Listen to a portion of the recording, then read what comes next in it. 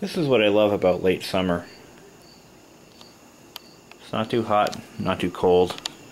Weather is just beautiful.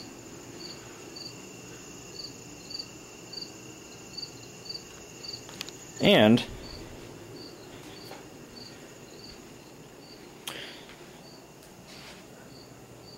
my frogs are being very quiet, it seems. My male frog won't sing anymore. Although he'll do it randomly, it seems. And Leela's doing whatever to him anyway. I got a phenomenal deal on AquaClear filters. I calculated it to be about maybe a 5-year supply of AquaClear filter cartridges.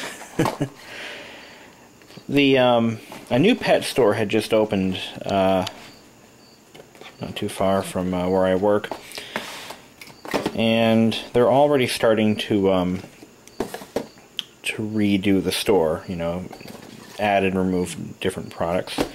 Well, for whatever ingenious reason, I can't understand why they would do such a thing, they decided to discontinue selling the Hagen AquaClear filters and accessories.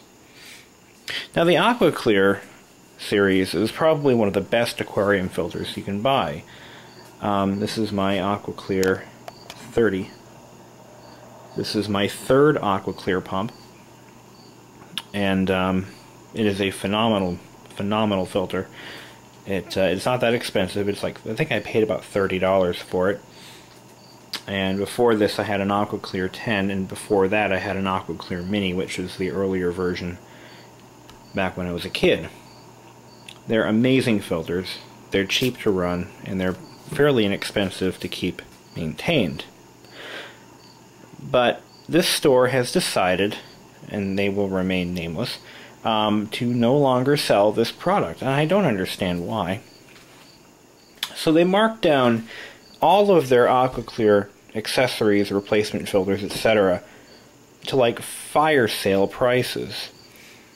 Now this is about $70 worth of filters. Guess how much I paid for them?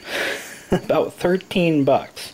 For 13 bucks, I will probably never have to buy another filter again, as long as that thing works. And there's nothing to it. It's a sealed pump motor with a drop-in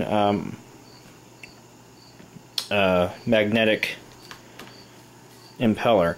That's all it is, so it'll probably never fail, and I will never have to buy another filter, at least for another 5 years. Now, these are the 3-pack AquaClear foam filters. I believe okay, so you see the name, Pet Supplies Plus. Anyway, so these sell for like $6 a piece. I paid 77 cents for these 3-packs. This is one that I bought a while ago. This is what they look like. Just a foam block. Nothing fancy.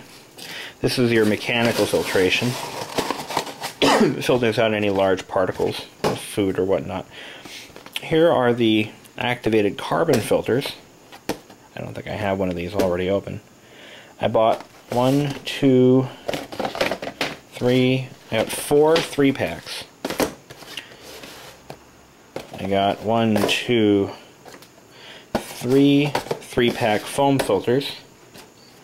This is the one I bought a few months ago, and I've only used 2 of those so far. Now these are the ammonia removers. I don't actually use the ammonia removers because I prefer the activated carbon chemical filtration. And I thought I bought a couple of Biomax. 1, 2. Oh, you know what? They were low on these. They didn't really have very many of these Biomax cartridges, but that's okay. You don't really replace them very often. These are your biological filtration. These are what really make the water crystal clear. But I only had, I think I had another one of these, and I already used it because mine had gone bad. But I got these ammonia cartridges. I don't even use these. I don't know what I'm going to do with them, but they were 67 cents a piece. And I got 1 single pack activated carbon. So These are the ones I go through the most. These foam blocks can be rinsed out and reused almost like forever, so I don't think I'll ever use that many of those, but these I use a lot of. The Biomax cartridges I probably won't use that frequently. And you know what's interesting is I can't buy these in any other store. No store seems to sell these damn things. I don't know why that is. I think they want to sell you the whole filter if the Biomax cartridge goes. But, oh wait, here we go. So I have 3 of those left. The ammonia, I got 3 of those. What do these even look like? Just a little sack of, interesting. Ideal for new or heavily populated aquariums.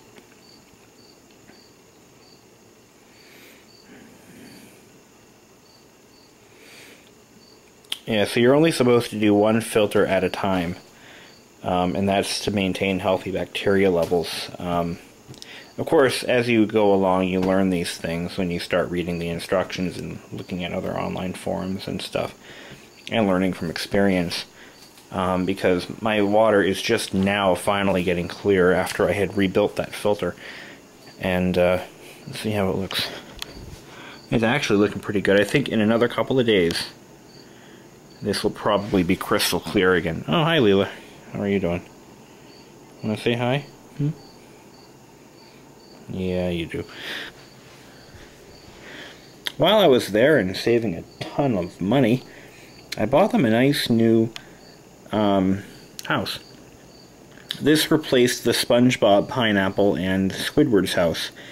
They grew out of those. It got to the point where Leela, when she stood up, she was knocking over the pineapple when she got into it, and you know, I didn't like that, so and now he's just posing in front of his new house. They actually all go into here every once in a while and come out happier than they were before. Didn't quite figure that one out. You know what I'm talking about. So they love this thing, and it's interestingly enough though, they all fit into this log, but I can't find another one. I wanted to get a second one, so that way if they didn't want to be with each other, they could just independently go in and chill out. But I don't know if I ever told you guys this, but I've determined that I have 1 male and 1 female normal, regular, non-albino frog. Leela is a female. Bender is a male. That's the one with these more defined lines in his skin, or whatever the pattern. And this is Nibbler. She is definitely a female. She has a an ovipositor, like a tail, if you will. And Leela has one, so they're both definitely females. I have found that my male frog has very poor vision. This little girl here, she has perfect vision for a frog. I mean, she sees everything. I can tell by watching them eat. And I also came up with my own experiment where I stuck a brand new mechanics mirror that's been cleaned into the tank, which is a telescoping mirror. And I put it in front of the frogs. These two jump in front of it and try to eat it. Yeah, I'm talking about you. Leela, it takes her a few seconds. She only has 1 eye, and as far as I know, she's not blind. But you have really good vision. I don't know how you do it. You don't. What's wrong with you? I notice one pupil is bigger than the other. I think he has a birth defect. Which brings me to my next point. Frogs have high birth defect rates. And, oh yeah, one more thing. If you notice, look at his arms. They have like a blackish hue to them. That is typical of a male. And what it is some kind of, they're nuptial pads, and they have them under their arms. You can see it. And that, I believe, is It's used during mating. It allows them to clamp onto... Oh, I'm sorry, I didn't mean to do that. I hit my hand on the door. It allows them to grip onto a female while she's trying to run away so they can mate. Yes, they forcibly seduce their female partners. And it's nature, guys. That's just the way it is in the frog world, I guess. Or in reptile land. And actually, there's a reason for that, and it's evolutionary. The stronger the male, the more likely he is to mate, which means that the offspring will be more likely to survive and procreate. That's how it is in their kingdom. Whether you, obviously, humans are more evolved than that, I would like to think. And you're pissed off at me. I'm sorry. I didn't mean to make you jump. Let me turn the light off. There we go. So there we go. Now you can see them. They don't have to be blinded. Did he go into his house? I think he did. Where'd he go? No, he's over there. So, anyway. Well, that's it for now. For those of you wondering, this is what I feed them mostly. I was feeding them bloodworms as like a snack. I still do that. But I found that, through some research, that bloodworms often contain a bacteria that causes bloating in frogs. Bloating is a disease that causes them to swell up like a balloon, almost like, not Veruca Salt, but Violet, the chick from Willy Wonka. Yeah. Well, they get to be like baseball-sized, and it could be terminal if not treated. But I found that the bacteria that causes this illness, which is horrifying, is often found in bloodworms. So, by feeding them this processed dry food, which they seem to eat very readily, I mean, they seem to like it, they're less likely to get bloating disease. The downside is, Reptomin causes the water to turn green if you feed them too much. Of course, the remedy for that is to feed them every other day, in which they seem to be just fine doing, and that's what I've been doing with them. Now that they're grown, once they're grown, you can feed them every other day. But when they're babies, before they're fully grown, you kind of want to feed them on a daily basis. That way they get all the nutrients they need and they don't have stunted growth. Because we wouldn't want that, would we? No. So, anyway, say hi. Hi. Okay, they can't learn commands like dogs. They're not dogs. They eat like dogs, but they're not dogs. So, top down. But anywho, how you doing there? What you thinking? You want me to go away, don't you? Ow, that looked like it hurt. This tank is getting a little overcrowded now that they're fully grown adult frogs. I would like to get a bigger tank, but that's just not on the cards right now. I don't have room for a bigger tank, first of all. And then I'd have to rebuy everything. A new base, a new filter, a new pump. Screw that. They'll live.